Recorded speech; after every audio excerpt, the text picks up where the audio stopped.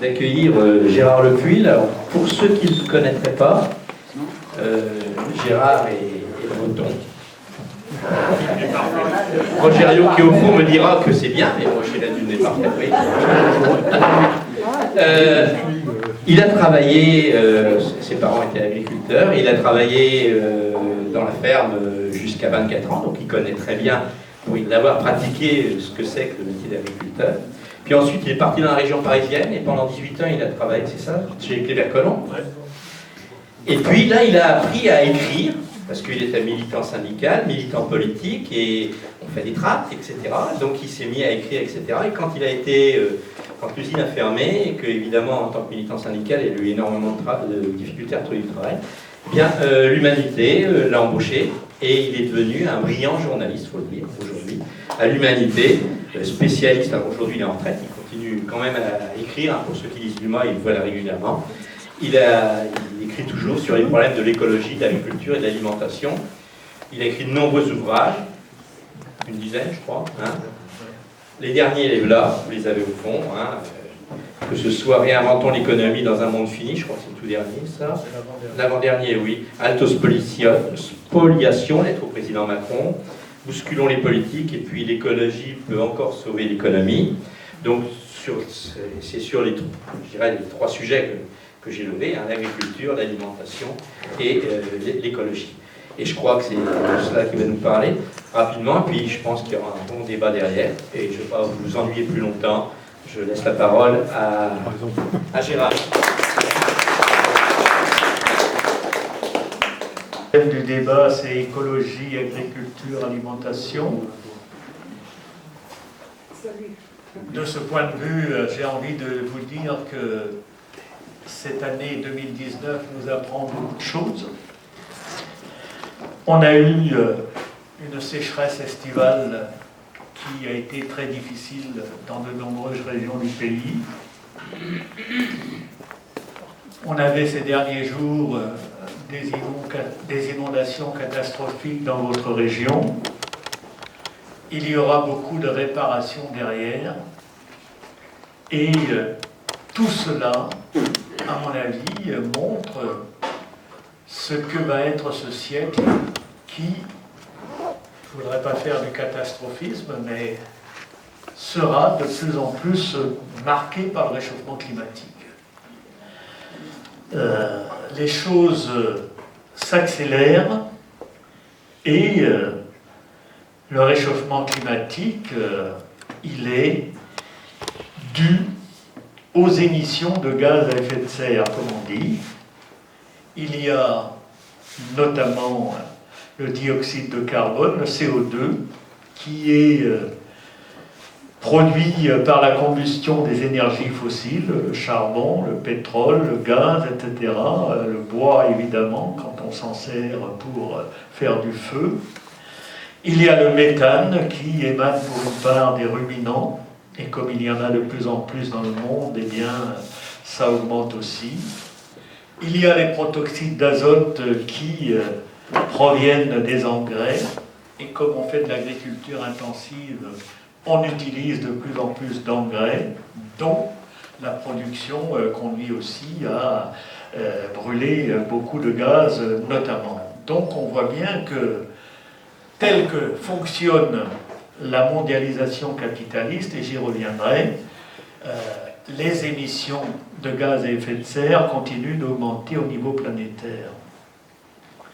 Vous savez comme moi qu'il y a eu une conférence sur le climat à Paris, la COP 21 en décembre 2015. On s'est beaucoup félicité qu'un texte ait pu être adopté à cette occasion, mais moi qui suis ces choses-là de près, qui ai lu ce texte avec beaucoup d'attention, ce que je peux vous dire et ce que j'ai dit dès l'époque, c'est que comme la présidence française de la COP 21, à savoir François Hollande comme président de la République, Laurent Fabius comme ministre des Affaires étrangères et à ce titre président de la COP, pour des raisons politiques, il voulait absolument qu'il y ait un consensus à la fin de la COP 21. Moyennant quoi, le texte a été amendé pour qu'il puisse être adopté par un maximum de pays qui participaient à la COP 21 et pour être approuvé par presque tous les pays, eh bien, il ne fallait pas mettre en exergue les questions qui fâchent, il ne fallait surtout pas imposer un rythme de mesure pour freiner le réchauffement climatique. Et on voit depuis 2015, au niveau planétaire, les émissions de gaz à effet de serre continuent d'augmenter. Et en même temps, comme dirait l'autre, un certain nombre de pays, dont ceux de l'Union européenne, disent prendre des engagements pour diviser par 4 les émissions de gaz à effet de serre, voire pour avoir la neutralité carbone d'ici 2050, comme ils disent, sauf qu'on n'en prend pas vraiment le chemin. Et parmi les objectifs de la conférence de Paris, il y avait celui de faire en sorte que le réchauffement à la fin du siècle en cours, c'est-à-dire à l'horizon 2100, ne dépasse pas de 2 degrés les températures moyennes qu'on avait au début du 19e siècle, c'est-à-dire au début de l'industrialisation. On est déjà à 1 degré de moyenne d'augmentation des températures et on s'aperçoit que l'augmentation des températures est plus forte sur Terre qu'en mer et plus forte aussi dans les régions les plus froides que dans les régions tempérées. Cela veut dire que, et on le voit déjà, on risque d'avoir de plus en plus de sécheresses, de périodes de canicule comme celle que nous avons eue cette année, et aussi de plus en plus d'orages dévastateurs comme ceux qu'on a vus ces derniers jours. Et je dirais que, à partir d'un certain moment, il peut y avoir de l'emballement, c'est-à-dire que la situation ne sera plus maîtrisable. C'est pour ça d'ailleurs qu'il était très important de retenir un objectif, et ça c'est les recommandations du GIEC, de plus 2 degrés à ne pas dépasser par rapport à la période pré-industrielle, parce que en dépassant ce plus 2 degrés à l'horizon de la fin du siècle, eh bien, on risque d'avoir une situation qui sera difficile à contrôler. Parce que plus il fera chaud, plus il y aura de l'évaporation, et plus il y aura de l'évaporation, plus il y aura évidemment de la pluie. Alors, on voit déjà, y compris en France, des situations qui sont préoccupantes. Par exemple, dans les forêts, dans notre pays, il y a de plus en plus de mortalité des arbres, et cette mortalité tient au fait que, comme dans certaines forêts, la densité de plantation est très forte, eh bien, les arbres ne trouvent plus assez d'eau, même quand ils sont bien enracinés, pour continuer à vivre normalement. Et donc, à partir de là, les plus faibles sont en train de mourir, et plus il y a des arbres qui meurent, moins les forêts sont en mesure de capter du carbone. De même, quand on a des sécheresses estivales, eh bien les sols, les prairies notamment, ne stockent plus du carbone comme quand il y a de la verdure, évidemment. Sans compter que ça joue aussi, évidemment, sur la nourriture des animaux, parce que cette année, on a vu par exemple que, certes, comme la sécheresse n'est pas arrivée très tôt, on a pu récolter du foin, mais comme dès le mois de juillet, les prairies étaient brûlées dans un certain nombre de régions, il a fallu commencer à donner du foin aux bêtes dès le milieu de l'été, alors que c'était prévu de l'entamer qu'au début de l'hiver ou à la fin de l'automne. Donc on voit bien qu'il peut y avoir des choses comme ça qui aillent en s'aggravant et qui peuvent aller très vite à un moment donné. Dans un pays comme le nôtre, les émissions de CO2 viennent d'abord des transports et plus particulièrement des transports sur route. Les émissions de gaz à effet de serre imputables au transport en France, c'est 30% des émissions totales. Et on le voit bien, le fret ferroviaire diminue. Avec l'état des lignes, eh bien, sur les petites lignes notamment, faute de réparation, y compris les transports de voyageurs et faute de trains en nombre suffisant, la fréquentation des trains, des TER et autres diminue aussi. Et de plus en plus de gens utilisent leur voiture pour aller au travail parce que c'est le moyen le plus pratique, mais aussi souvent parce qu'ils n'ont pas d'autres moyens. Donc il y a le recul du rail. Alors que le rail, grosso modo, c'est 11% des transports en France, voyageurs et marchandises compris, mais c'est seulement 3% du CO2 imputable au transport. Donc on voit bien que le rail, c'est le moyen de transport le moins émetteur de gaz à effet de serre. Sauf que, vous l'avez vu, on en a abondamment parlé ces derniers mois et on ne sait pas si ce sera rétabli. On a suspendu, par exemple, le train qui, de Perpignan à Rungis, alimentait la région parisienne en fruits et légumes une fois par jour. Donc on voit bien qu'on fait le contraire de ce qu'il faudrait faire dans ce domaine. J'ajoute que on est, au niveau économique, quand je lis ce que disent les économistes, quand je lis aussi les discours des présidents de région notamment, eh bien, chacun veut faire de la métropole régionale le pôle d'activité qui concentre un maximum d'entreprises, un maximum d'emplois. Ce faisant, ça a plusieurs conséquences.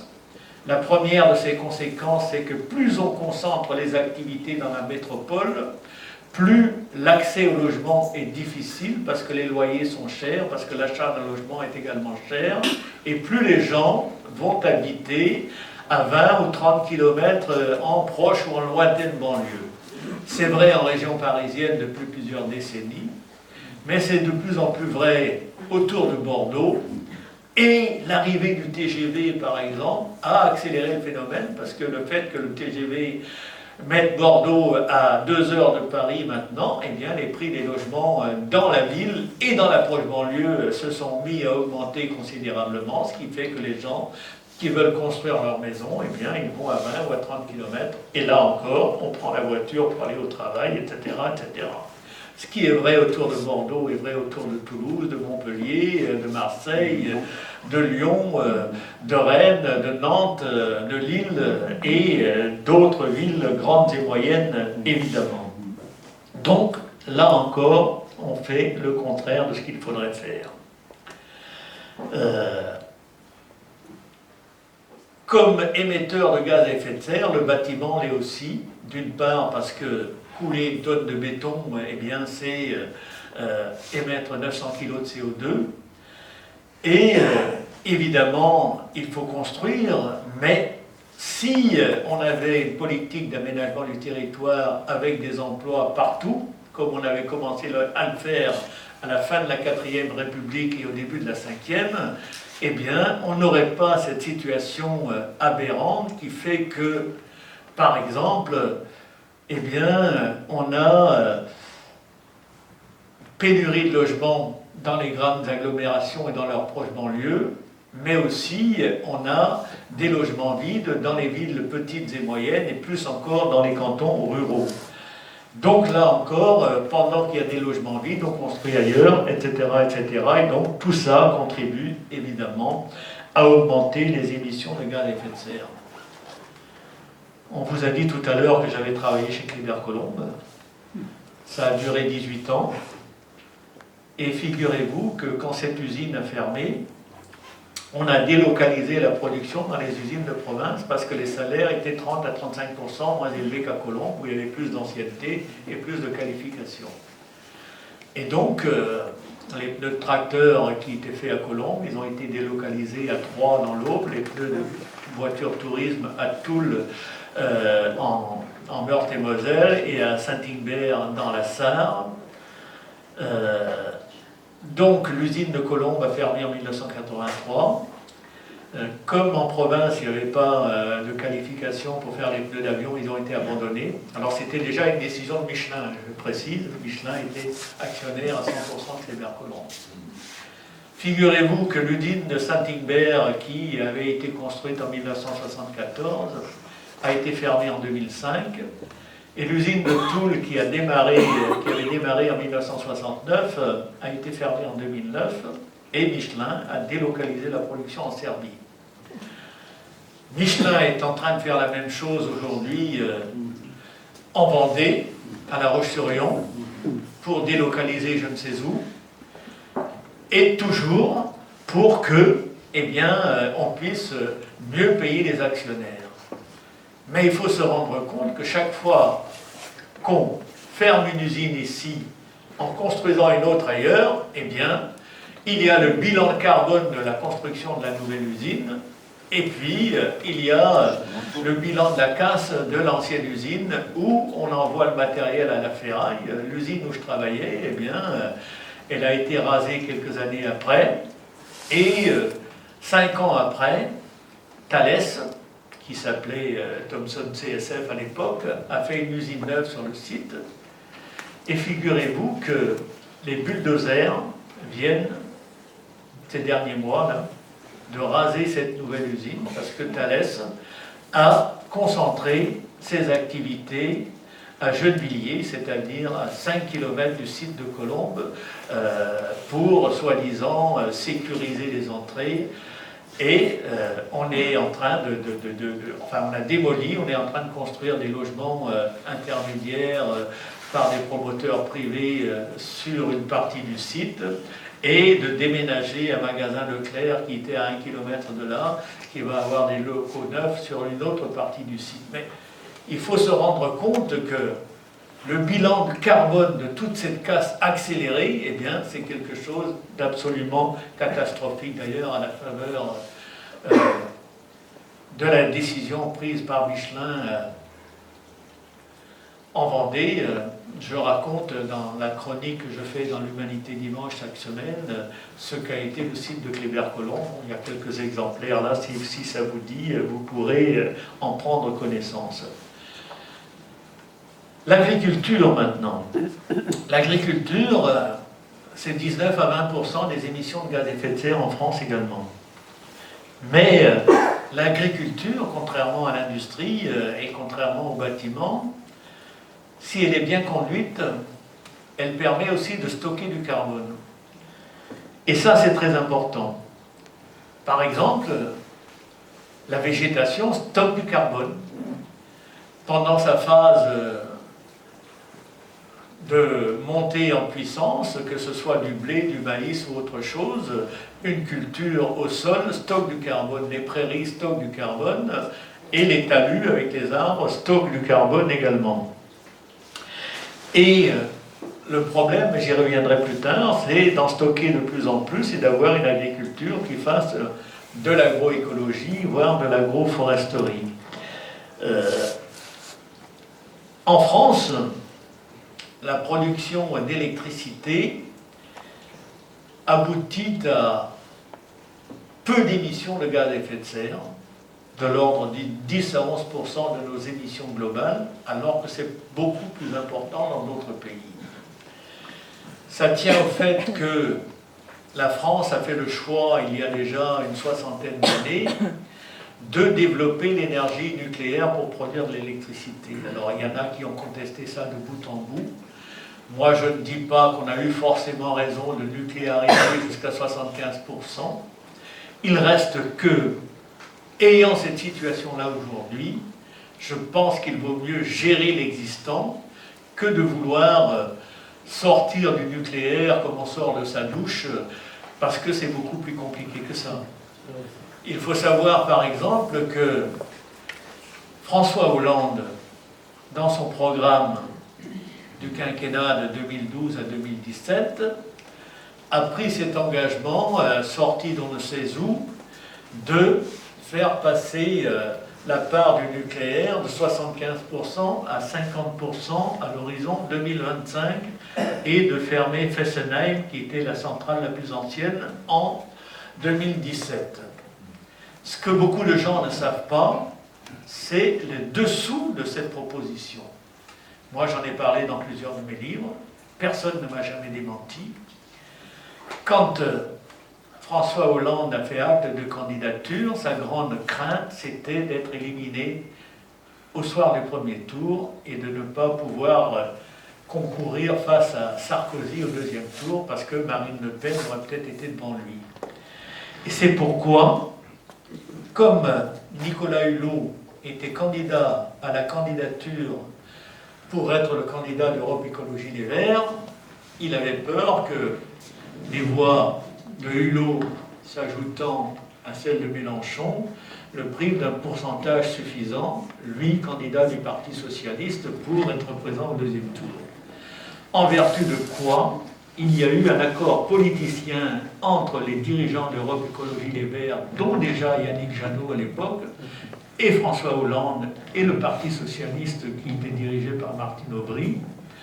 Le deal était le suivant: vous investissez quelqu'un qui fera beaucoup moins de voix que Nicolas Hulot, et en échange de quoi, on vous laissera une soixantaine de circonscriptions sans candidat socialiste au premier tour, moyennant quoi vous serez présent au deuxième tour dans un certain nombre de circonscriptions et vous pourrez avoir des députés et un groupe.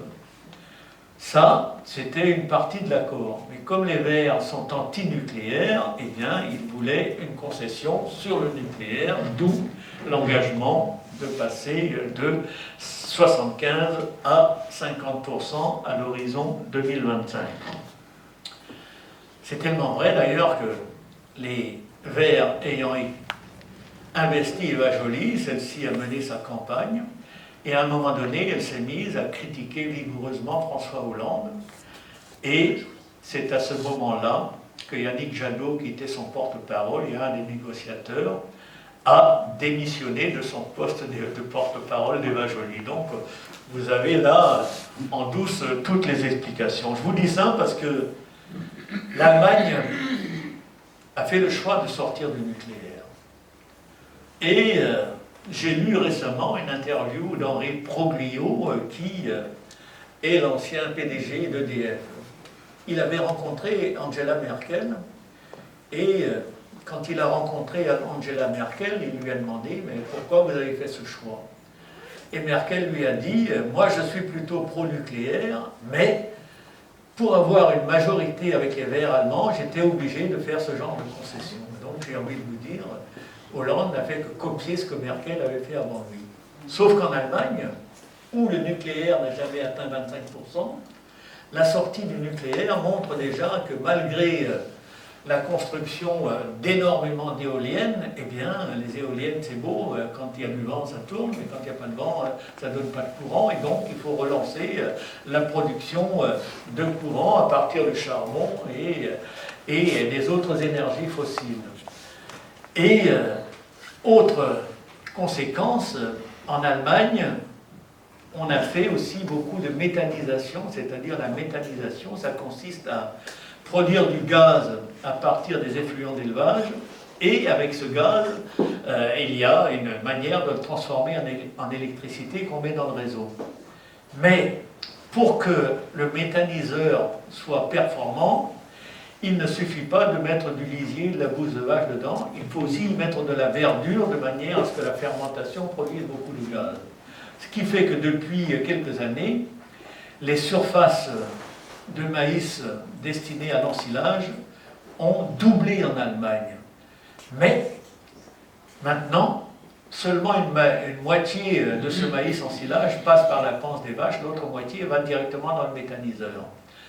Autre conséquence, ça a mis de la pression sur les terres agricoles, et on s'est aperçu que les prix des terres agricoles ont quasiment doublé en quelques années en Allemagne du fait de la course aux hectares pour faire de la méthanisation. Donc je vous dis tout ça parce que là encore,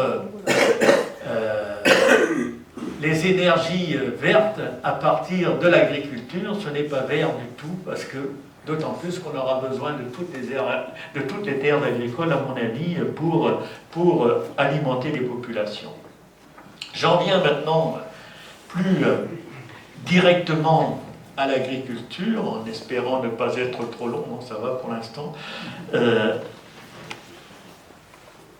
Je le disais tout à l'heure, l'agriculture peut aussi capter beaucoup de carbone et à partir de là, freiner le réchauffement climatique. Mais pour cela, évidemment, il faut un certain nombre de bonnes pratiques et surtout, il faut rompre avec la mondialisation libérale de l'agriculture parce que, on le voit bien, on ne peut pas négocier des accords de libre-échange, comme le fait l'Europe, dans lesquels l'agriculture sert de monnaie d'échange. C'est-à-dire qu'on fait des concessions sur l'agriculture en réduisant ou en supprimant les droits de douane sur un certain nombre de produits agricoles, comme la viande bovine, comme les céréales, etc. etc. J'ajoute que il n'y a jamais eu de droit de douane sur le soja que l'Union européenne importe à hauteur de 40 millions de tonnes par an, parce que quand a été mis en place le marché commun agricole, comme c'était un marché commun avec des protections aux frontières, en compensation, on a accepté, à la demande pressante des États-Unis, que le soja, qui n'était pas produit en Europe à l'époque, ne soit pas taxé. Et donc, le soja n'a jamais été taxé pour entrer dans l'Union européenne, ce qui fait qu'on a énormément importé beaucoup de soja. Il y a d'ailleurs des pays qui ont une agriculture soi-disant performante comme les Pays-Bas, sauf que aux Pays-Bas, eh bien, l'alimentation du bétail, elle est pour une grande partie issue de produits importés, dont les tourteaux de soja notamment.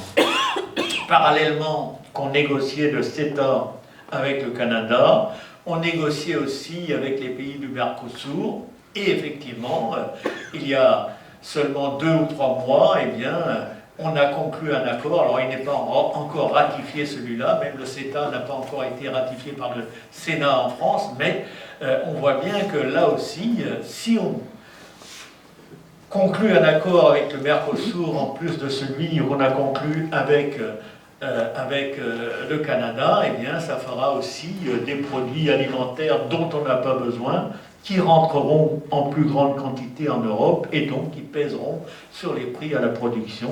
Et je lisais cette semaine une dépêche, là encore, la Commission européenne, en fin de mandat, est en train de finaliser encore un accord avec l'Australie. Et l'Australie nous exporte aussi de la viande, des céréales, de la viande de mouton notamment, mais aussi de la viande bovine. Et pendant ce temps-là, eh bien, par exemple, il a suffi cette année que la récolte de blé soit un peu meilleure que celle de l'an dernier pour que le prix du blé au départ de la ferme, il soit inférieur de 21% à celui de l'an dernier. Le maïs n'est pas encore totalement récolté, mais comme la récolte mondiale est bonne, bien que la France voit sa récolte diminuer de 15 à 10% du fait de la sécheresse, eh bien, les prix aussi sont en baisse puisque la récolte mondiale est bonne. Le lait, il est actuellement payé autour de 340 € les 1000 litres, alors qu'il faudrait, selon les spécialistes, qu'il soit payé 396 € les 1000 litres pour que les paysans gagnent correctement leur vie. Les coûts de production sont en hausse cette année du fait de la sécheresse. Et si maintenant on prend la viande bovine, eh bien, le prix est le même que l'an dernier, alors que les coûts de production sont également en hausse. Donc on voit bien que si on continue comme ça, on va ruiner de plus en plus de paysans, et c'est d'autant plus grave que les jeunes ne pourront pas s'installer, parce qu'il n'y aura pas de revenus, alors que la moyenne d'âge des chefs d'exploitation aujourd'hui en France, c'est 51 ans. C'est une moyenne d'âge très élevée, et il y a un quart des paysans qui, dans les 5-6 ans, vont prendre leur retraite. Et donc, à partir de là, on a besoin évidemment que l'Union européenne ferme ses frontières aux produits importés, d'autant plus que ces produits-là, souvent, n'obéissent pas aux mêmes règles sanitaires que les produits européens et français notamment. Par exemple, certaines molécules interdites en Europe sont autorisées au Canada comme dans les pays du Mercosur et aux États-Unis. Dans l'élevage bovin, eh bien, il y a aussi des choses comme les farines animales qui ont été interdites en Europe et qui sont autorisées au Canada comme aux États-Unis, comme dans les pays du Mercosur. Donc si on veut avoir une agriculture qui rémunère les paysans, eh bien, il faut évidemment que l'Europe arrête d'ouvrir ses frontières, parce que souvent, ces concessions sont faites pour permettre aux industriels européens de vendre des avions, de vendre des services, de vendre des produits pharmaceutiques à des pays comme les pays d'Amérique du Sud, par exemple.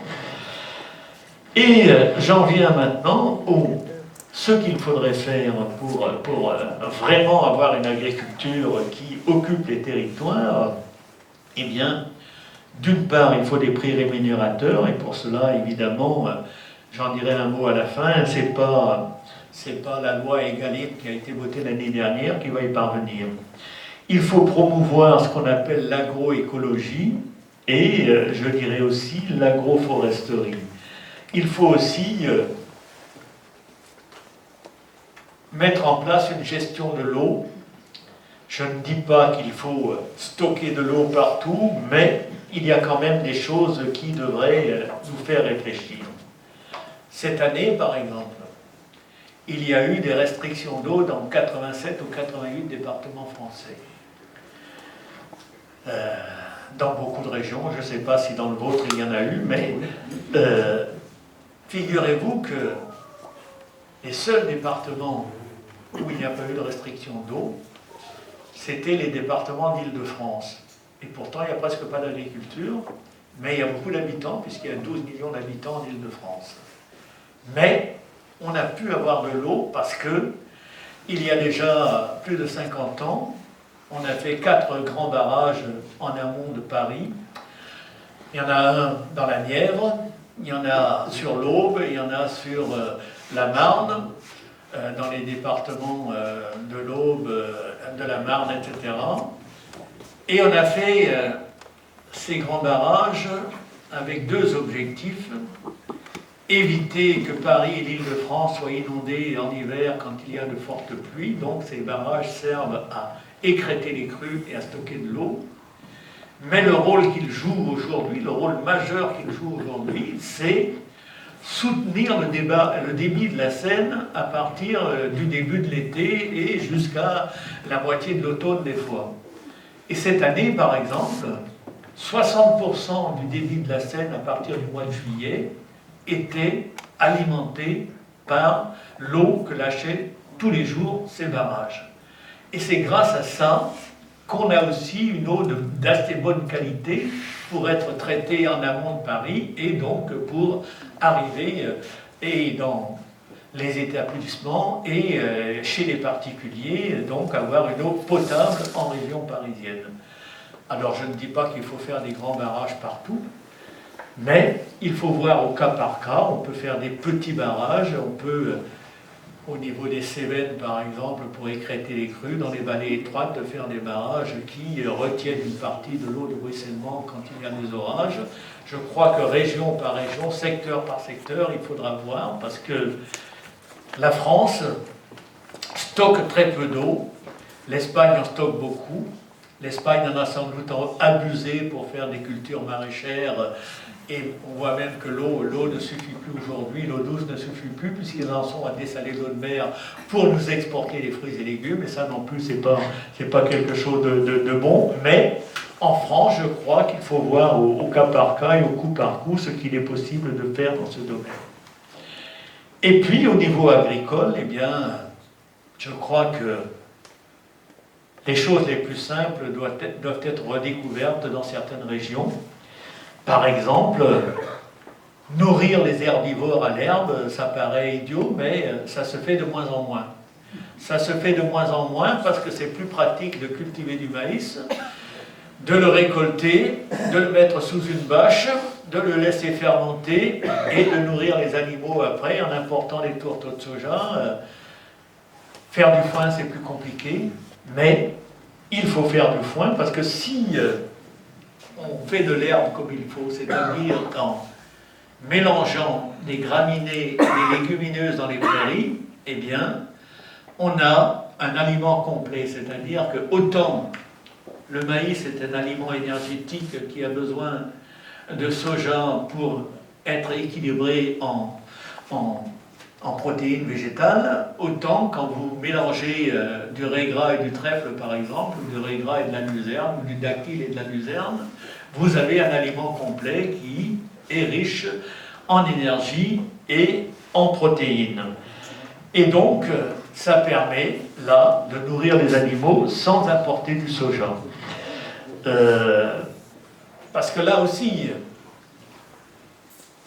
importer du soja et cultiver des hectares et des hectares de maïs avec les labours et libérer des gaz à effet de serre, ça aussi, ça contribue au réchauffement climatique.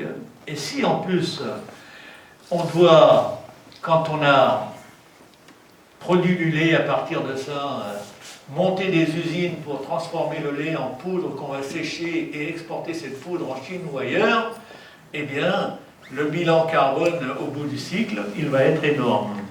Et de ce point de vue, par exemple, on a une expérience qui devrait faire réfléchir, parce qu'il y a quelques années, dans ma région d'origine, à Carhaix, dans le Finistère, à 20 km de là où j'habitais quand j'étais en Bretagne, on a monté une usine franco-chinoise, la coopérative Sodial et le groupe chinois Sinutra, pour transformer le lait breton en poudre infantile qui devait être exportée en Chine. L'usine a été montée, elle a eu du mal à démarrer, et une fois qu'elle a été en état de fonctionner, on s'est aperçu que le prix de revient du lait infantile produit en Bretagne était beaucoup plus élevé que celui que les Chinois achetaient en Nouvelle-Zélande, où les vaches sont à l'herbe presque toute l'année. Et donc, les Chinois ont rompu le contrat, et la coopérative Sodial, qui est l'une des grandes laiteries qui paye le moins bien le lait des coopérateurs, eh bien, en est à rechercher de nouveaux marchés pour le lait infantile qu'elle transforme dans son usine de Carhaix. Donc, on voit bien que vouloir faire le tour du monde entre l'importation de la matière première, la production du lait chez nous, sa transformation et son expédition vers le Moyen-Orient ou ailleurs, eh bien, ce n'est pas la bonne manière de faire de l'agriculture en faisant tourner les produits autour de la planète comme on le fait. Donc, il faut revenir à beaucoup plus de proximité, et donc l'Europe devrait avoir une politique agricole qui soit orientée en ce sens. Il y a dans ce pays des gens qui ne labourent plus les sols, qui ont appris à griffer les sols et à semer sur des sols griffés, ce qui, là aussi, est à faire des intercultures entre deux cultures. C'est-à-dire que quand, par exemple, on récolte un colza au mois d'août, on peut, s'il pleut dans la foulée, mettre une interculture qui pourra être broyée au mois de novembre au moment de semer du blé derrière, et on aura là un engrais vert qui apportera de la matière organique au sol, qui permettra de diminuer les apports d'engrais par exemple, alors que le non-labour permettra aussi de dépenser moins de gasoil en labourant, parce que le labour, ça retourne la terre, après il faut encore la RC, etc., etc. Tandis que si on fait un semis direct derrière une machine qui griffe, eh bien, évidemment, ça va beaucoup plus vite.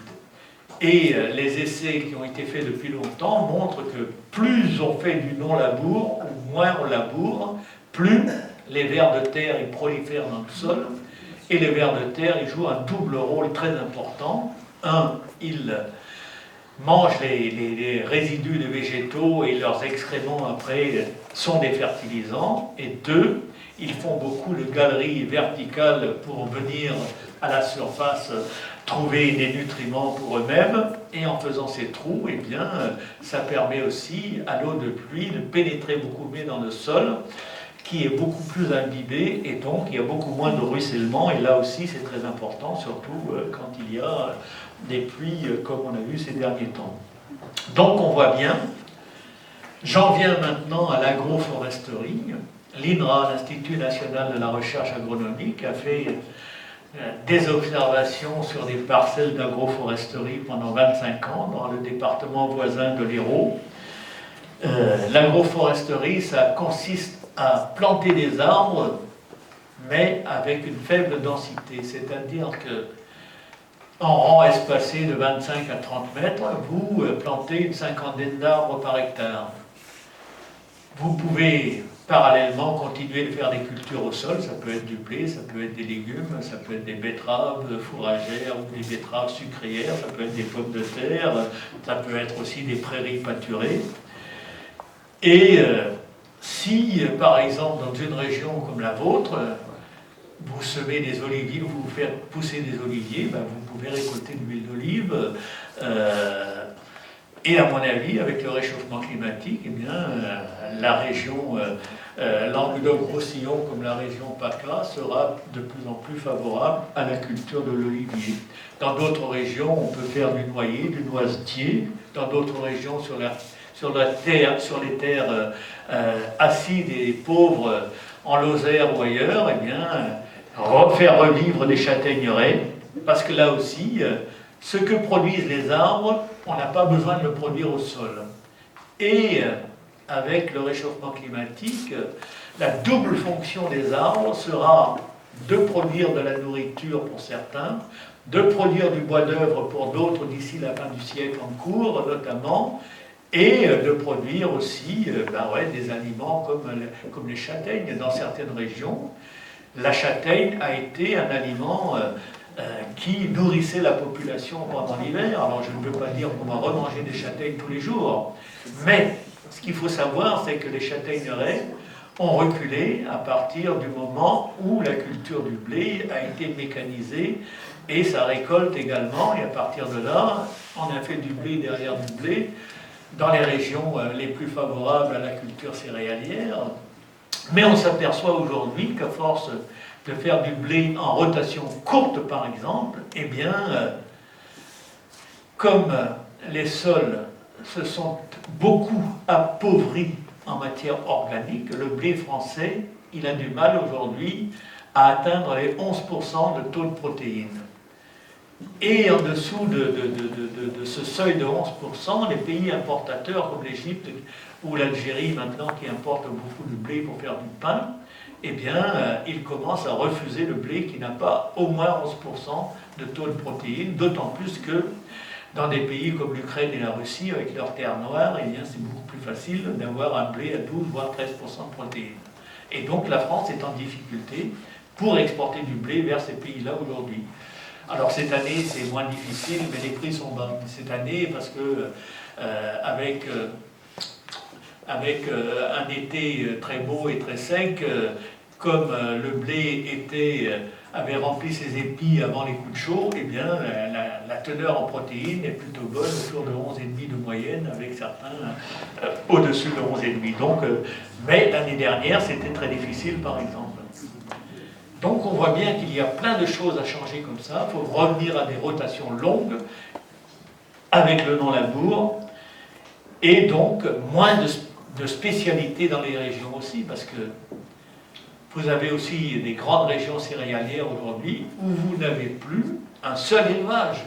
Or, est-ce qu'on ne pourrait pas, y compris autour du bassin parisien où il y a de grandes zones céréalières, par exemple, élever de la volaille, on peut faire de la volaille de plein air, on peut faire aussi du porc de plein air ou des choses comme ça, et donc avoir des productions de proximité à partir de la production céréalière locale plutôt que de faire tout venir de très loin. Sans doute aussi, devrons-nous modifier nos comportements.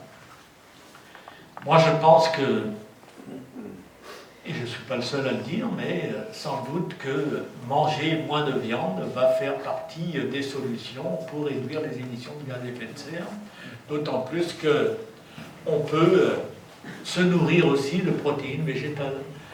Par exemple, il y a un siècle, chaque Français mangeait en moyenne 7 à 7,5 kg de légumes secs par an. Aujourd'hui, on est tombé à moins de 2 kg.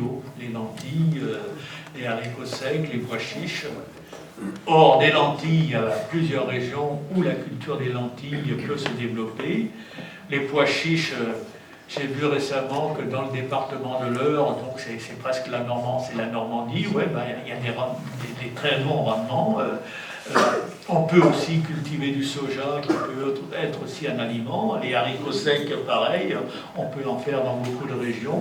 Là aussi, il y a des choses à redécouvrir, à mon avis, pour manger plus de protéines végétales et réduire les protéines animales.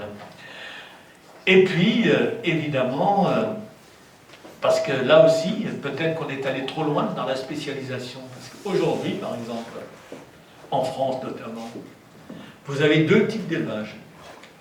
Vous avez l'élevage laitier, très spécialisé, et vous avez l'élevage allaitant, également très spécialisé. Alors l'élevage laitier, c'est les vaches à lait. Souvent, c'est la Prime Holstein, une race sélectionnée pour pouvoir donner 8 à 10 000 litres de lait par lactation. Sauf qu'à force de la sélectionner, on en a fait une bête très fragile. Et en étant fragile, eh bien, elle va à l'abattoir quand elle a fait 2 ou 3 veaux en moyenne, ce qui fait qu'il faut élever autant de génisses qu'on a de vaches en production, ou presque.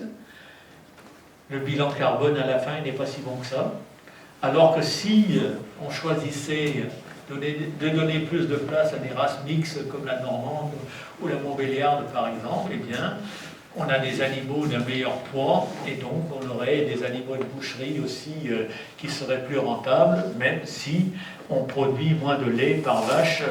Donc c'est des choses sans doute qu'il faut revoir parce que aujourd'hui on a environ un peu moins de 4 millions de vaches laitières et aussi un peu moins de 4 millions de vaches allaitantes qui sont, elles, des charolaises, des limousines, des blondes d'Aquitaine et quelques autres. Mais moi je pense personnellement qu'on a trop d'élevage allaitant, d'autant plus que les jeunes bovins, ils sont vendus à la fin de l'été et au début de l'automne comme broutards pour être engraissés en Italie et en Espagne ou ailleurs, voire expédiés vivants dans des pays du Moyen-Orient, ce qui n'est pas très en phase avec ce que doit être le bien-être animal, par exemple, quand ils voyagent comme ça longuement en bateau pour aller finir d'engraisser au Maroc ou ailleurs. Donc il y a plein de choses à revoir dans ce domaine. Si on veut aussi des fermes plutôt que des firmes, on a intérêt à s'intéresser au devenir du foncier.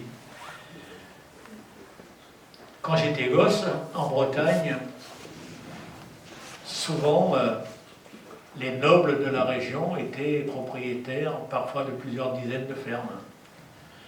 Ensuite, leurs descendants ont vendu la terre et investi ailleurs. Et du début des années 60 au milieu des années 80, début des années 90, beaucoup d'exploitants agricoles, quand il y avait des prix agricoles qui tenaient la route, se sont endettés et sont devenus propriétaires de tout ou partie de la ferme qu'ils exploitaient.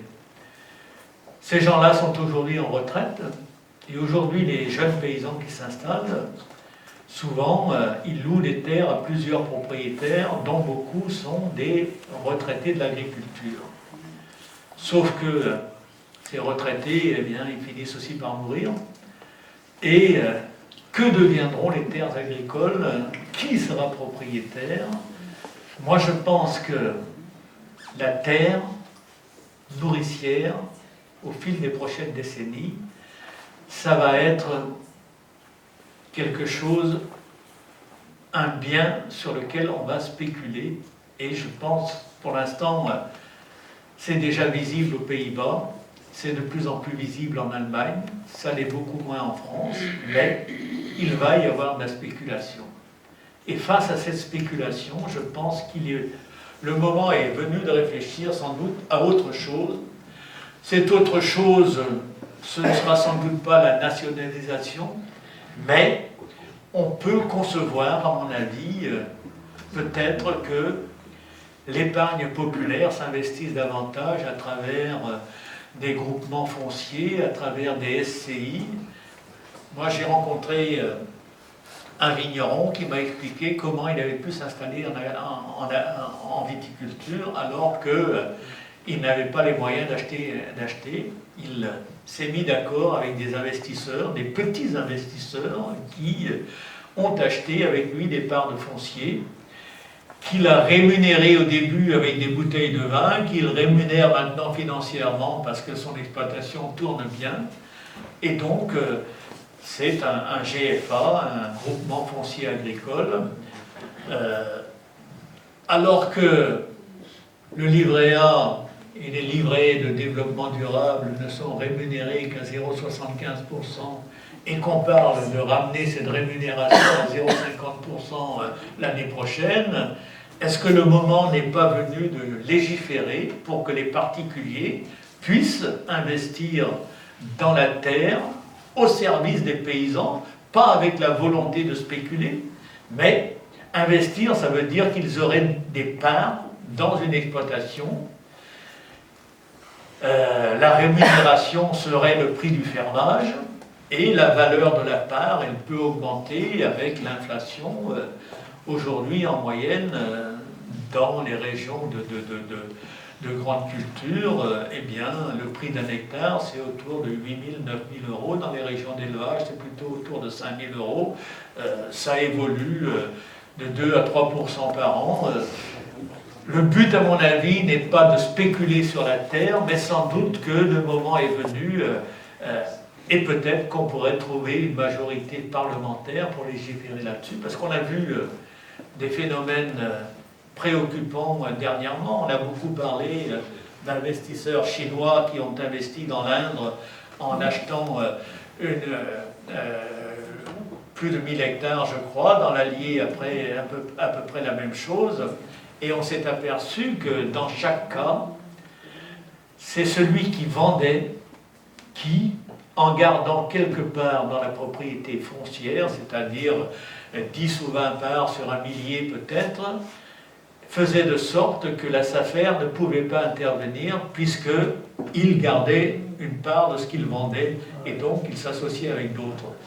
Et donc, on a besoin de légiférer dans ce domaine pour que ce genre de combine, parce que ce qui s'est fait avec les Chinois va aussi se faire avec d'autres investisseurs. Il faut d'ailleurs savoir que beaucoup de Français ont investi ces dernières années dans les pays d'Europe de l'Ouest, d'Europe de l'Est, la Roumanie, la Bulgarie et d'autres, qui sont entrés dans l'Union européenne et qui sont allés investir là-bas parce que c'était plus facile que chez nous.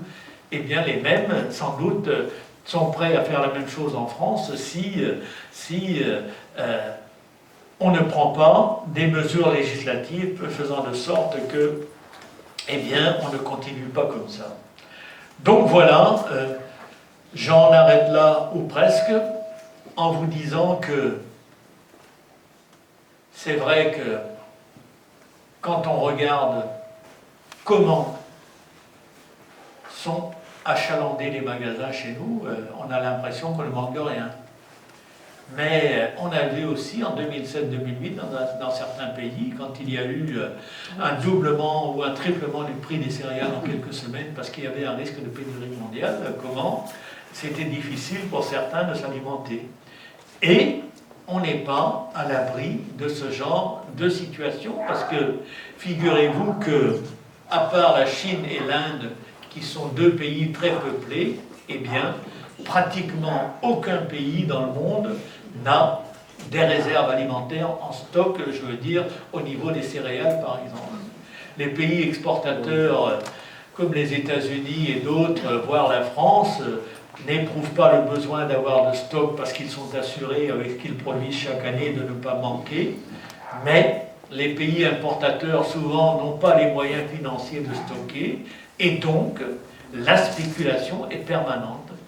Il suffit que la récolte mondiale soit supérieure de 5%, voire un peu moins, à la demande solvable, pour que dans les salles de marché, on spécule à la baisse. C'est le cas en ce moment. Mais il suffit qu'il y ait un risque de pénurie pour qu'on spécule à la hausse et que les prix doublent en quelques semaines, voire en quelques jours. Et de ce point de vue, du point de vue des prix agricoles, par exemple, on voit bien que la loi qui a été votée il y a un an, soit aussi un an après le discours de Macron à Rungis, eh bien, n'a rien réglé du tout, parce que, évidemment, comment vous dire, dans une Europe du libre-échange, les transformateurs, que ce soit les produits de boucherie ou autres, ou les distributeurs, ils sont libres d'importer autant qu'ils le veulent. Il suffit d'importer plus de tomates que de besoin de l'Espagne pour que le prix de la tomate au départ des serres en France il soit très bas. Pour les pommes, c'est pareil. Pour les courgettes ou les melons, c'est la même chose. Et donc, à partir de là, même si on fait voter une loi disant qu'il faudrait que les prix tiennent compte de l'évolution des coûts de production, eh bien, si on laisse les paysans avec leurs marchandises, eh bien, la marchandise pourrira, elle ne sera pas vendue, et puis on trouvera quand même de la marchandise dans les magasins, dans la mesure où on aura été fourni à partir de ce qui se produit à l'étranger. Et c'est même comme ça que, finalement, la France perd des parts de marché, parce que, évidemment, les metteurs en marché, eh bien, vous savez qu'en France, il y a des négociations tous les ans entre les distributeurs et leurs fournisseurs, qui en général ne sont pas des paysans directement, mais des transformateurs, lesquels peuvent être aussi des coopératives agricoles. Et dans ce bras de fer, eh bien, évidemment, les centrales d'achat, elles veulent les prix les plus bas possibles. Et donc, on cède où on n'est pas référencé. Et quand on n'est pas référencé, eh bien, on ne peut plus vendre. Et à partir de là, pour être référencé, eh bien, les fournisseurs, surtout quand c'est des PME, eh bien, elles finissent par céder évidemment au prix qu'on leur propose. Et là, on s'aperçoit que la loi voulue par Macron n'a rien changé, parce que Macron, il disait aussi dans son discours, mais pour ça, il faut vous organiser pour gagner le bras de fer un peu avec les distributeurs. Oui, mais les distributeurs, à un moment donné, ils n'ont même pas besoin d'engager le bras de fer, puisqu'ils peuvent importer. Voilà, on en est là. Une situation difficile pour l'agriculture. Je pense que dans les mois qui viennent, les choses vont s'aggraver encore, parce que dans l'élevage notamment, les coûts de production vont être en augmentation, au moins d'ici le printemps, au moins d'ici le retour de l'herbe dans les prairies, et on ne sait pas comment seront payés les paysans. Et si en plus il faut décapitaliser, c'est-à-dire vendre plus de bêtes qu'on avait prévu de vendre parce qu'on n'aura pas assez de nourriture pour les payer, eh bien, on risque aussi de voir les cours plonger en plus. Et là, je voudrais vous dire, moi j'entends beaucoup de choses par rapport aux pesticides, tout ça, beaucoup d'agribashing, comme on dit. Ce métier de paysan est un métier noble, je ne dis pas que tout est propre partout, mais c'est des gens qui travaillent beaucoup, c'est des gens qui méritent le respect, à mon avis. Moi, je viens de cette profession et ça me fait toujours mal au cœur quand je vois comment, de manière désinvolte, on critique cette profession qui se donne beaucoup de mal pour nourrir ses semblables. Voilà, j'en arrête là, j'ai peut-être été un peu long.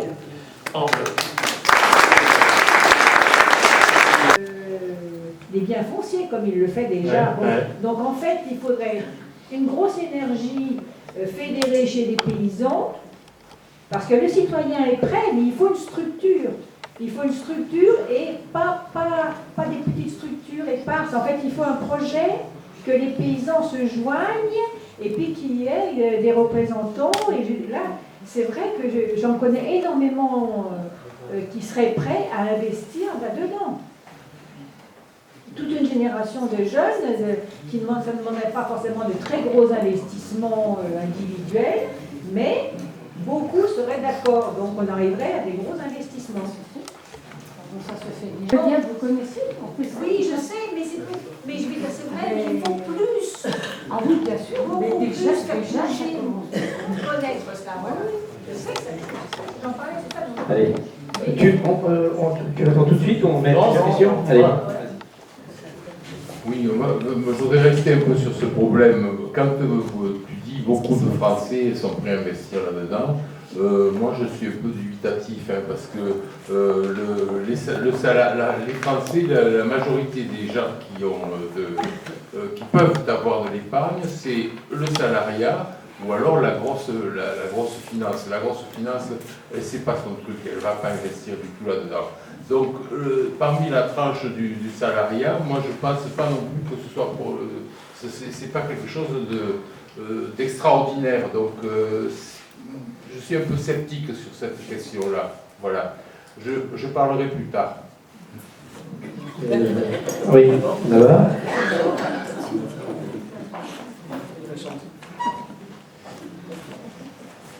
Oui, bonjour. J'ai 3 points que j'avais notés. Le premier, qui concerne le tout début de l'intervention, qui m'a... c'est une question qui m'est venue comme ça.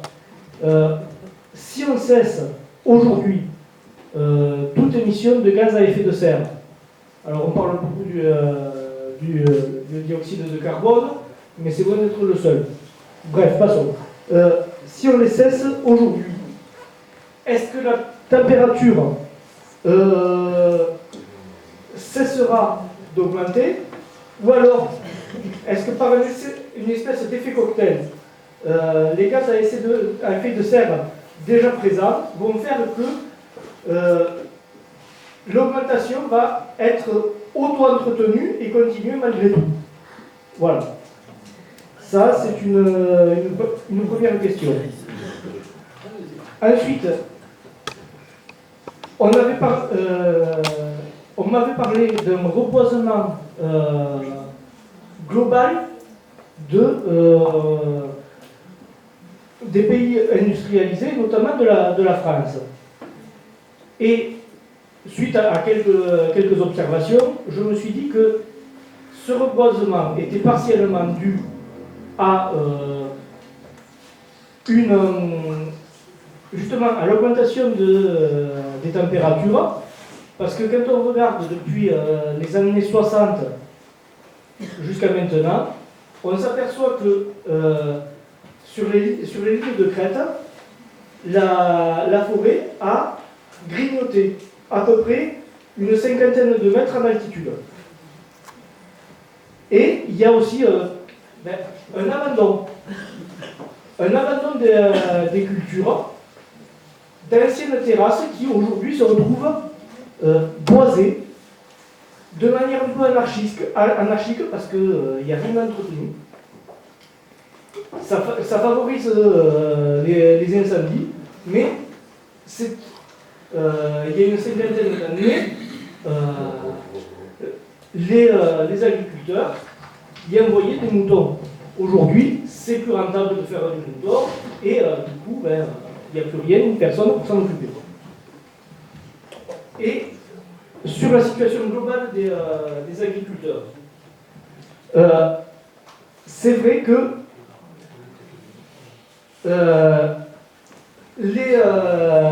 on gueule contre les pesticides, mais plutôt que de gueuler contre les pesticides et de taxer ceux qui en foutent, il faudrait aider à une conversion globale vers une agriculture bio ou raisonnée. Je veux dire, c'est quelque chose qui est intolérable de voir que aujourd'hui un maraîcher qui a bossé pendant 50 ans touche 395 € de retraite. Moi, c'est C'est une idée un peu nouvelle chez moi, à partir de mes observations. Moi, je pense que, comment vous dire, quand on parle de livret de développement durable et qu'on ne sait pas ce que devient l'argent, moi j'aimerais bien qu'on sache ce que devient l'argent. Et donc, je pense qu'il y a quelque chose à inventer. Et je pense aussi que peut-être qu'on peut trouver un consensus au niveau du Parlement, mais je pense qu'il faut légiférer pour sécuriser l'épargne d'une part et sécuriser aussi la profession agricole. Et donc à partir de là, sans doute que peut-être qu'il faut limiter les parts par investisseur, je ne sais pas, mais enfin, toujours est-il que je pense qu'il y a quelque chose à inventer. Je pense que des retraités, notamment, qui ont un peu d'épargne, seraient intéressés à investir dans l'intérêt de leurs petits-enfants, etc., etc. Donc, je pense qu'il y a quelque chose qui conduirait à mieux utiliser au service du pays l'épargne populaire, alors qu'aujourd'hui, on ne sait pas à quoi elle sert. Et donc, je dois rencontrer André Chassaigne prochainement à l'occasion d'un débat dans son département. J'ai l'intention de lui en parler. Mais il y a quelque chose qu'il faut trouver dans ce domaine parce que parce que la finance, un jour, elle va s'intéresser. Pour l'instant, elle ne s'intéresse pas trop au foncier agricole. Mais quand il y aura des perspectives de profit, quitte à faire mourir les gens de faim, la finance, elle va s'intéresser. Et donc, on ne peut pas laisser comme ça la finance faire de sorte qu'elle ait le droit de vie ou de mort sur la population. Une génération, les jeunes qui sont mariés, qui ont des enfants, des familles, sont toutes là-dessus parce qu'ils veulent que leurs enfants aient un avenir. Oui, bien sûr. C'est toute une génération qui attend ça. Je suis persuadée. Quand tu es retraité, tu es jeune. Mais c'est quelque chose sur lequel je n'ai pas de solution toute faite. Moi, mais je pense qu'il faut chercher, discuter, trouver une solution à mettre en œuvre. D'autant que il y aura de plus en plus de terres à vendre, à mon avis, dans la mesure où les propriétaires actuels n'étant pas éternels, eh bien, leurs adhérents ne voudront pas, s'il y a des partages dans les familles, etc., forcément garder les terres. Et donc, à partir de là, il y a besoin, je dirais, et de sécuriser ceux qui veulent devenir paysans en louant de la terre et sécuriser aussi notre accès à l'alimentation. Donc on ne trouvera pas la solution ce soir sans doute, mais enfin on y reviendra peut-être dans la soirée. Maintenant, si on cessait d'émettre des émissions de CO2 aujourd'hui, oui, pendant un certain temps, peut-être 10, 15, 20 ans, il y aurait encore réchauffement climatique du fait de tous les gaz à effet de serre qui ont été largués dans l'atmosphère. Le problème, c'est qu'au niveau planétaire, on n'en est pas encore à diminuer les émissions de gaz à effet de serre. Alors c'est vrai qu'on nous dit, en France, ça a diminué un peu depuis 1990. C'est pas faux, sauf que dans les transports, ça continue d'augmenter, et ça va continuer d'augmenter à partir de ce que j'ai dit tout à l'heure. Mais j'ai parlé aussi des délocalisations de production industrielle, avec des produits réimportés chez nous après. Et si on prend en compte le bilan carbone de nos produits d'importation, plus le bilan carbone de ce que nous émettons chez nous, on n'est plus à 7 tonnes d'émissions de CO2 par habitant, mais à 11 tonnes. Donc on voit bien que là aussi, évidemment, ce qu'on fait produire en Inde, en Chine ou ailleurs, et qui revient chez nous, par exemple, entre les deux tours de la présidentielle, Emmanuel Macron est allé courir après Marine Le Pen à Amiens pour dire aux travailleurs de Whirlpool, je ne peux rien pour vous, Whirlpool est libre de délocaliser sa production, mais on va faire de sorte que le site sera réindustrialisé. Moyennant quoi, on a mis un type en place qui n'a rien fait. Des gens ont été embauchés et ils tombaient les pelouses, il n'y avait rien d'autre à faire, et puis le type a fini par faire faillite après avoir bouffé les aides qu'on lui avait données. Mais l'usine de Whirlpool, qui était une usine en bon état de marche, elle a été détruite. Pendant qu'on construisait une autre usine du même type en Pologne, où cette usine était alimentée par de l'électricité produite à partir du charbon, donc bilan carbone élevé, et les 2/3 des laves, non c'était des sèche-linges produits en Pologne, sont depuis réexportés en Allemagne de l'Ouest sur des camions. Est-ce que c'est comme ça qu'on lutte pour réduire les émissions de gaz à effet de serre? C'est tout le contraire. Donc on voit bien qu'on ne peut pas continuer comme ça. Ensuite, sur le reboisement, pourquoi j'insiste moi sur l'agroforesterie? Parce que ma conviction est la suivante. C'est vrai ce que tu disais. C'est vrai qu'on a reboisé en France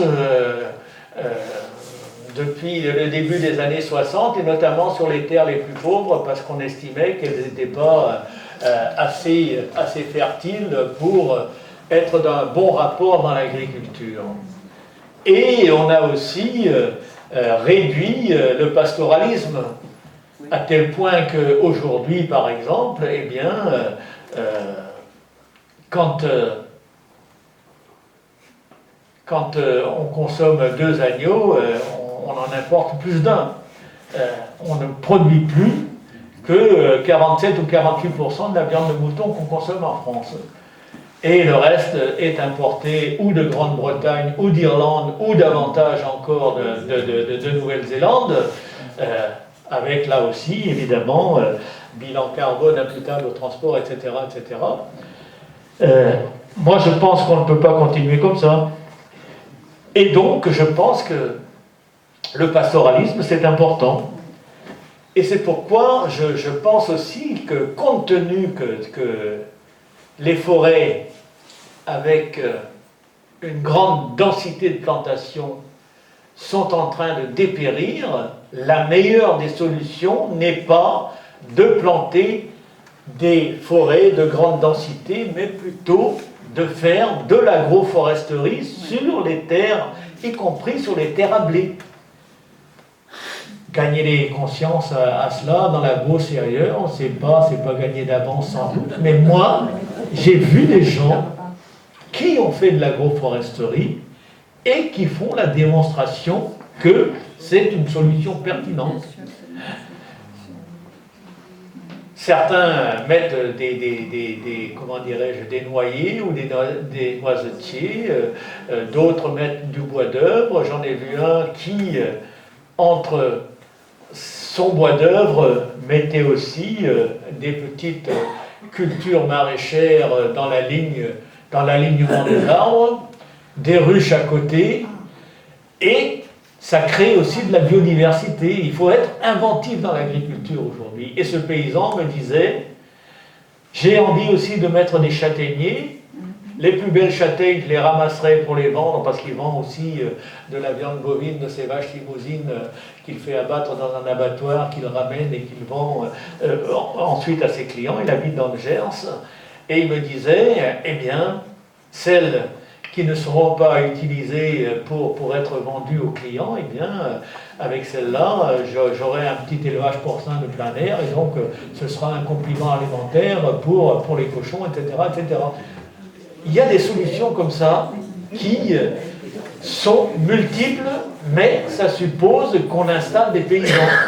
Et aujourd'hui, installer des paysans, c'est difficile parce que, outre avoir de l'argent pour s'installer, il faut aussi trouver de la terre pour s'installer. C'est jamais simple quand il faut faire tout cela en même temps. Donc, moi, je pense qu'on a de la place pour développer une agriculture qui crée des emplois et qui soit très, très, très, très inventive dans ce domaine.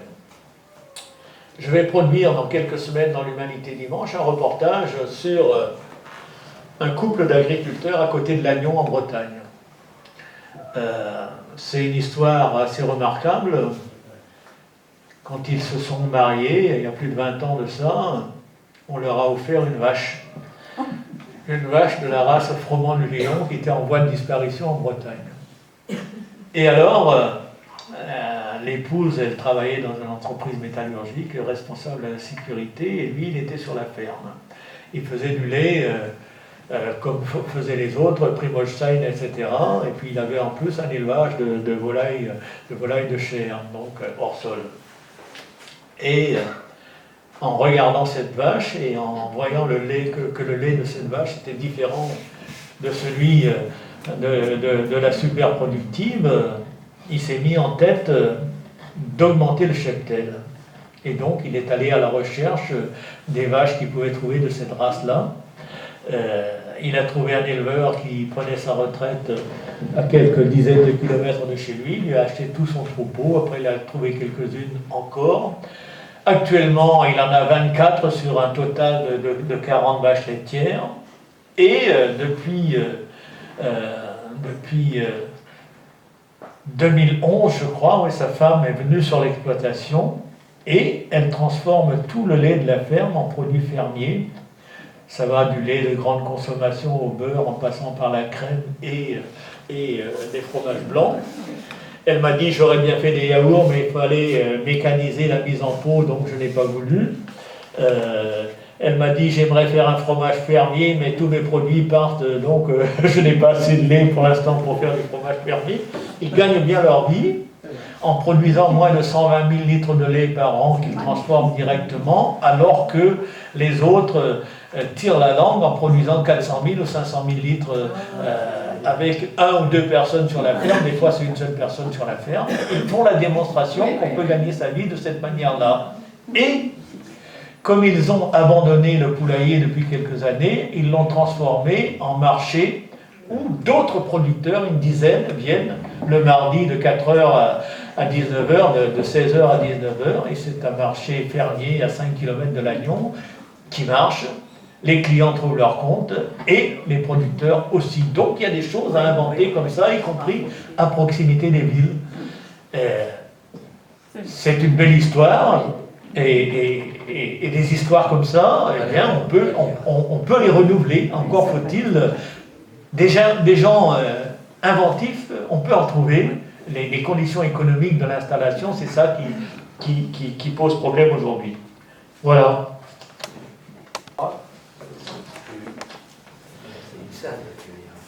Oui, alors l'exemple inventif que vous avez donné juste maintenant, je voulais le donner pour mon village. Je pense que dans le département, des solutions inventives, on en a beaucoup. Nous, au village, on a Nathalie. Elle fait des légumes sans pesticides et sans engrais. Voilà, elle s'arrange avec les voisins. Elle fait venir les chevaux de l'un, elle s'occupe des abeilles de l'autre, en plantant ci et ça. Tout du bidouillage, ces légumes, ils sont à 1,80 € le kilo, quel qu'il soit. Tout le village s'approvisionne chez elle. On a des serres avec des panneaux photovoltaïques. Donc on a un agriculteur qui fait des légumes dans les serres. Pour débroussailler, il lâche des moutons.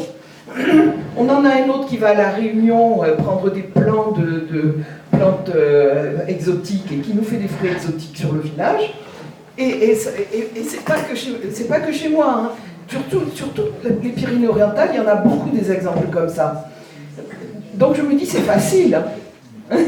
Quelque part je me dis c'est facile. Alors je regardais une émission où au Portugal, ils montraient que les réfugiés, on les emmenait dans la campagne et ils trouvaient du travail à se mettre à cultiver et ils étaient heureux, ils ne voulaient plus partir. À la fête de l'UMA, j'ai écouté un scientifique qui a dit c'est affreux, les grandes villes ne peuvent pas être autonomes en nourriture sur le périmètre qui suffirait pour que les denrées ne soient pas carbonées. Donc quand je vois le nombre de malheureux dans les villes, mais qu'est-ce qu'ils font là-bas? Est-ce que la première chose à faire, c'est pas de repeupler nos campagnes? Pas seulement de remettre en terre, mais aussi de refaire des villages. Parce que ces gens qui sont malheureux, ils gagnent un copec là, ils ne peuvent pas vivre avec en ville. Et bien dans nos villages, ils pourraient manger avec. Hein. Ils pourraient faire leurs propres habitations, même. Hein. On a des cailloux, il n'y a pas de souci. Je comprends pas pourquoi on se prend la rate avec tout ça. Ça me semble facile, moi. Oui, une question d'actualité. Est-ce que tu pourrais nous suggérer les mesures que pourrait prendre une municipalité dans une commune rurale si elle affiche sa volonté de développer l'agriculture dans les conditions que nous connaissons ici, qui sont marquées particulièrement par l'énormité des friches?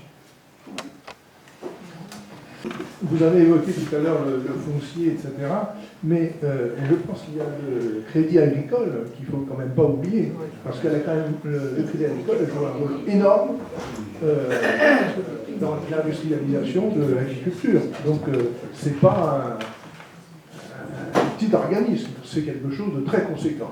Donc je pense qu'il faut peut-être intégrer quand même une autre mission du crédit agricole dans le fait de redonner possibilité à l'agriculture familiale, etc.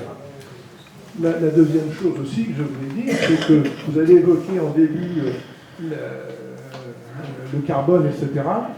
Mais il y a aussi, au niveau de la COP21, mais il y a quand même un très gros oubli, alors ça fait partie des concessions justement pour qu'il y ait la signature, c'est que toute l'industrie d'armement est hors champ de la COP21. Ce qui, aujourd'hui, avec tous nos militaires la France se spécialise dans la vente d'armement, etc. Donc c'est aussi un sujet, je pense, que nous devons porter. On a déjà eu des réponses du gouvernement. Apprécié l'exposé parce qu'il a évoqué des questions de niveau extrêmement différents, de l'international, de la planète, les accords internationaux, le réchauffement climatique, la diversité de l'agriculture sur le territoire national, ce qu'on peut faire. Voilà. Et donc j'ai apprécié cette présentation globalisée, si je peux dire, des questions qui sont posées à l'ensemble des citoyens de la planète, pas qu'à nous. Alors, une question n'a pas été dite, évoquée, c'est quand même la question de nourrir la planète, nourrir les habitants de cette planète, un nombre d'habitants extrêmement, qui pour l'instant est en constante augmentation, avec des grands pays qui ont des milliards, enfin, plus de milliards d'habitants, des pays moins importants, mais une planète où une part importante de la population, je n'ai pas les chiffres exacts, mais ça doit évidemment dépasser le milliard, peut-être les 2 milliards, ne mange pas sa faim. Voilà. Donc c'est une question qu'il faut qu'on intègre, mais pas aujourd'hui, mais je pense qu'il faut, dans la réflexion que nous menons et dans les discussions que nous avons, voilà, ça c'est un aspect. La deuxième chose, par rapport au phénomène climatique, il y a évidemment la sécheresse, il y a la question de l'eau qui a été posée, et de mon point de vue, là où j'en suis, des réflexions dans ce département, je ne comprends pas les réserves des autorités à engager des travaux concernant la conservation de l'eau, le captage de l'eau lorsqu'elle est en excédent. Dans les périodes où elle est en excédent, ça c'est une question qui est vraiment à laquelle je n'ai absolument pas trouvé de réponse. Pourquoi dans ce département-là, on n'engage pas une politique d'aménagement du territoire rural, de conservation de quantités d'eau qui sont en quantité trop importante au moment de l'automne en général. Je ne m'explique pas.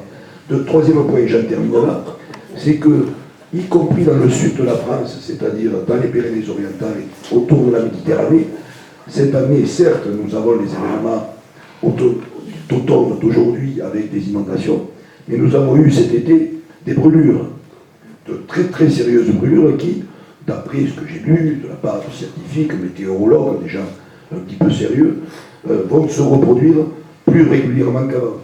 Et une partie d'espèces végétales comme la vigne, ou des arbres fruitiers adaptés, ou même des arbres rustiques des forêts, ont été brûlés, alors que ce sont des espèces qui, normalement, réagissent bien dans le sud de la France. Donc, ce problème est aussi posé à la réflexion des gens du sud de la France, parce que là aussi, c'est posé. Voilà, merci. Oui, je reviens aussi au salariat, par exemple, dans cette région, en Cerdagne. Quand on monte en Cerdagne, on constate que chaque agriculteur fait trois boulots dans la journée. Et ils font jusqu'à 30 km pour se déplacer d'une zone d'activité à une autre zone d'activité. Donc ça aussi, comment, à partir de ce salariat-là, peuvent-ils envisager de s'établir beaucoup plus de manière pérenne, puisque les terres sont rares? Pour une municipalité moi je pense qu'il y a deux exemples qui méritent d'être étudiés. Il y en a un dans le Gard, c'est la municipalité d'Édouard Chollet, je ne me rappelle plus le nom de la commune, c'est au pied des Cévennes, c'est un maire communiste. Barjac, voilà. C'est un exemple très intéressant. On a fait beaucoup de choses justement pour avoir une agriculture de proximité, du bio à la cantine, etc., etc. Et puis, il y a la ville de Moix-Sartoux, je crois que c'est dans le Var. Oui, c'est ça. Oui. Ouais, qui est aussi un exemple très intéressant depuis plusieurs années, avec un maire, je crois, qui est membre d'Europe Écologie Les Verts. Donc là aussi, il y a eu un beau travail de fait dans ce domaine. Oui, bien sûr, le crédit agricole, il a un rôle important à jouer dans ce domaine. Ce qu'il manque peut-être, c'est la définition de missions précises, et je pense que pour cela, on a besoin de légiférer à la fois pour orienter l'épargne vers des choses utiles, ce qui n'est pas le cas aujourd'hui, et sécuriser aussi l'épargne populaire par ce biais-là, parce que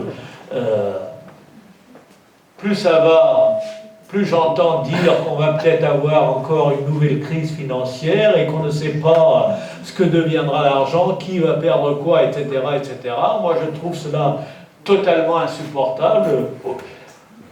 Je trouve aussi insupportable parce que l'épargne, de mon point de vue, elle devrait avoir une rémunération qui couvre au moins l'inflation, voire un petit peu plus. On n'a pas besoin d'avoir 10% quand il y a 2% d'inflation, mais et là, avec les 0,75%, on perd de l'argent en mettant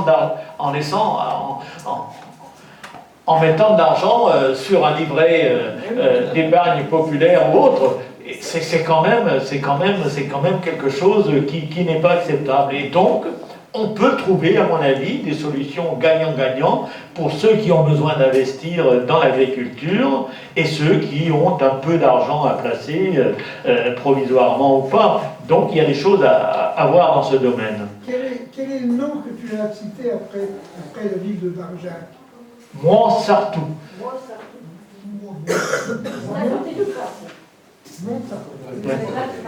C'est dans les Alpes-Maritimes, je crois. Ensuite, oui, armement, c'est vrai qu'on dépense beaucoup d'argent pour produire des armes. Ça, c'est aussi émetteur de CO2 et on ferait mieux effectivement de s'occuper de désarmement et puis mettre de l'argent pour freiner le réchauffement climatique. Maintenant, la question de nourrir la planète. On ne pourra pas, évidemment, se passer du commerce.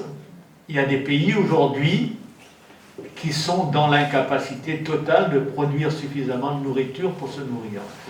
Et il y en a d'autres qui restent et resteront des exportateurs nets. Le problème aujourd'hui, c'est que il y a la concurrence de tous contre tous pour gagner des parts de marché dans toutes les régions du monde. Ce que j'ai dit sur les importations de soja d'Amérique du Sud pour produire du lait en Bretagne et ensuite sécher le lait en poudre pour l'exporter au Proche-Orient ou ailleurs, ce type de commerce-là, c'est pas tenable. Après, il peut y avoir des accords gagnant-gagnant, par exemple. Pourquoi on n'aurait pas des accords qui nous permettraient de vendre peut-être du blé à un pays qui nous exporte du cacao ou bien du café, par exemple? C'est des choses qui devraient être possibles. Et donc, les deux parties seraient gagnantes. Et on pourrait, comme cela, évidemment, avoir un commerce un commerce équitable, parce que celui que nous avons actuellement n'est pas du tout équitable, puisqu'il faut tuer l'autre pour gagner des parts de marché à sa place. Donc il y a des choses à inventer dans ce domaine. Et évidemment, la question de l'eau, oui, moi je suis d'accord avec ce qui a été dit, c'est d'autant plus important que, évidemment, si à un moment donné on manque d'eau, on peut avoir des pénuries alimentaires, y compris dans un pays comme le nôtre, dans quelques dizaines d'années, si ça se trouve, alors que c'est un pays agricole très développé. Et moi, j'ai été comme toi assez estomaqué de voir comment les périodes de canicule ont abouti à faire en sorte que de la vigne brûle sur pied sans qu'il y ait d'incendie. C'est le soleil qui a brûlé le feuillage et brûlé les grappes. Et des coups de chaleur comme ça, on risque d'en avoir de plus en plus, et donc ça risque d'être de plus en plus dévastateur dans les prochaines années. Et pour revenir à l'eau, sans être partisan de l'irrigation pour exporter du grain de maïs dans toutes les régions du monde, je pense que l'irrigation au goutte à goutte, par exemple, ça peut être une bonne chose pour les oliviers, mais ça peut être aussi dans certaines régions, à certaines périodes de l'année, si on a de l'eau disponible, quelque chose de très utile pour la vigne, si on veut ne pas tomber à 10 quintaux, 10 hectolitres de vin à l'hectare, parce que si on n'a pas 30 ou 40 hectolitres à l'hectare, c'est difficile de gagner sa vie en produisant du vin. Donc, il faut être pragmatique dans ce domaine, je crois, et voir au cas par cas, et pour le stockage de l'eau, et pour autre chose. J'ajoute que, je ne l'ai pas dit, mais dans un pays comme le nôtre, avec beaucoup de maisons individuelles et beaucoup de terrains attenant à la maison, eh bien, faire son potager, stocker de l'eau qui tombe sur le toit dans une citerne, c'est peut-être des choses à redécouvrir aussi. Et on le fait trop peu. Voilà. Merci Gérard. On va pouvoir continuer à discuter autour de la table. Hein. Et il y a les livres, hein, Gérard, je le rappelle, je vous ai montré en début de séance, mais il y a la vente de livres au fond, à la table du fond. La prochaine séance aura lieu, je crois, le 29 novembre. Ça sera Vincenzo Celiberti, qui était venu nous parler des grandes migrations humaines, qui là viendra nous parler d'intelligence animale. Et le samedi 7 décembre, je rappelle qu'il y aura ici la vente du livre pour Noël, hein, comme d'habitude, avec une conférencière, ça sera Michel Audin, mathématicienne Michel Audin, mais qui fait aussi de l'histoire parce qu'elle viendra nous parler d'Eugène Barlin, ce communard hein, qui a été tué durant la Commune. Donc rendez-vous fin novembre avec Vincenzo et rendez-vous le 7 décembre avec Michel Audin, la fille de Maurice Audin d'ailleurs. Hein. Oui. Qui est mathématicienne, mais qui travaille aussi sur l'histoire et qui est aussi membre de l'Oulipo, pour ceux qui savent ce qu'est l'Oulipo, hein, l'ouvrage de littérature potentielle.